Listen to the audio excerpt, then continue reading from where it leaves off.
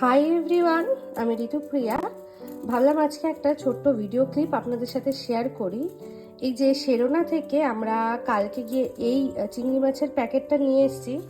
এটা ওই 1 কেজির মতো আছে, বাট অ্যাকচুয়ালি নেট ওয়েট 800 গ্রাম। তো দেখে নিই এখানে যে চিংড়ি মাছটা কি ধরনের আছে। এখানে লেখা রয়েছে ভান্নামেই হোয়াইট স্ট্রিমস বলে, বাট এটা আগে কখনো আমরা এই প্যাকেটটা আনিনি।